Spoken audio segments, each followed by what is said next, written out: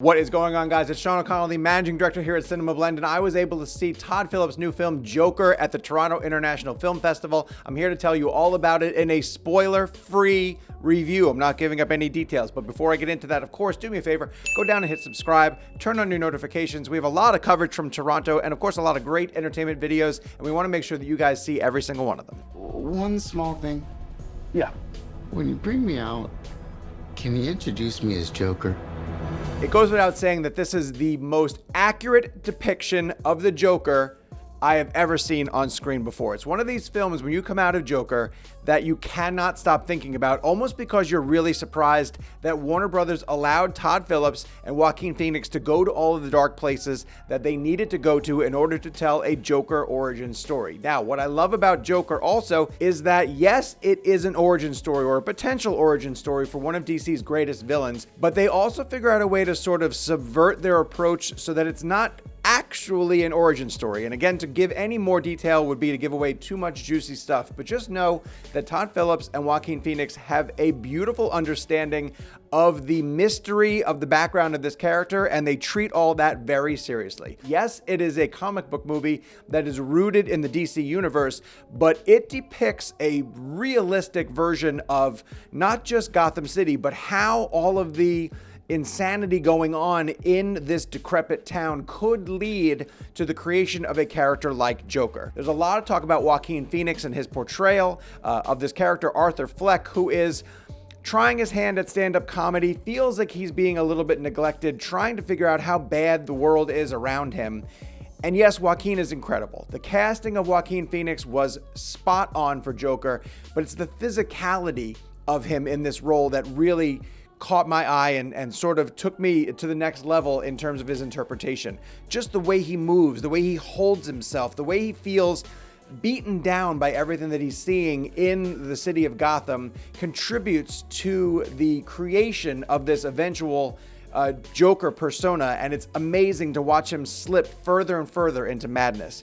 But what I loved most about this is the interpretation of Gotham that we see and how different it is from Nolan's shinier almost version of Gotham. Now, I know in Batman Begins, Nolan really did create a shadowy, beaten down version of Gotham that needed to be cleaned up. But by the time we got to Dark Knight and Dark Knight Rises, it was a different city. And it's very much Chicago and Pittsburgh versus what Todd Phillips is trying to do with the aesthetic of 1970s New York. It fits perfectly into the Joker story that he's trying to tell. And I just want to sort of go back and re-interact with this gritty and urban and desolate version of New York City by way of Gotham that Todd Phillips was able to shoot in this movie. I also just loved that it is the most realistic presentation of the Joker that we have seen. The Joker is always sort of a counterbalance to Batman, but by taking Batman out of the formula, we're able to focus completely on his journey.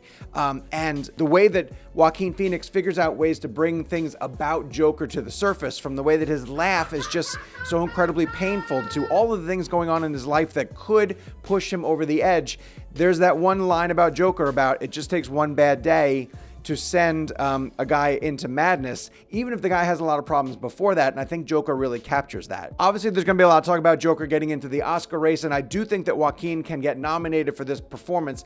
I'm really waiting to see how the Academy embraces that, and that's what holds me off from saying that it's, you know, a Best Picture frontrunner or anything of that sort. I'd love to see Todd Phillips get into the director category because he has excellent command over the direction of this story. He knows exactly the type of story he wants to tell, but it's such a dark and bleak story that obviously can be translated into things that are going on today, but also speak to things that happened in our past. However, I just don't know if it's an Academy film. We'll see how the season plays out because there are a lot of other films that tend to be Academy-friendly films. But it'll be fun to see how the conversation on Joker sort of drives its awards chances forward and whether the Academy can understand what Todd Phillips was trying to do with this film. I want to get into the inevitable comparison between Heath Ledger's Joker and what Joaquin Phoenix is doing in this film. Of course, Ledger, up to this point, has been seen as the high water mark for a version of the Joker on screen, and his performance in The Dark Knight, which obviously earned him a posthumous Oscar, is seen as the gold standard, and I totally understand why. So everybody's asking automatically, well, how does it compare to Heath Ledger? And I don't think that's a fair comparison for this reason. Joaquin Phoenix is given an entire film to develop his interpretation of the Joker. We follow Arthur Fleck for the duration of this film, and while there are 2 or 3 supporting characters, it's really the Joker's story. In The Dark Knight, that was still a Batman film that had to juggle not just the Joker, but also Two-Face. They're both very different approaches to the character, as they should be, and I'm not prepared to say that one is better than the other because they're both serving completely different stories. In my opinion, they're both outstanding performances that just serve different films. Joker is absolutely a movie that people are going to want to talk about afterwards, and the conversation is going to be really interesting. But I don't want people to jump to conclusions about the film before having a chance to see it. It's a difficult film and it's a complicated film, and it's unlike any comic book movie that you've seen before, but see it. That's what I encourage you to do. Go out and interact with the material yourself. Don't just get into the discourse online, because believe me, it's flowing constantly right now as people are making snap judgments about a movie that they haven't yet seen. Go see Joker for yourself. Come back with your own decisions. Go into the comments section after you've seen the film and tell me what you thought of it. Of course, while you're down there in the comments section, hit subscribe and turn on your notifications, because I'm on this YouTube channel talking about films all the time, and I want to interact with you guys while I'm here doing it.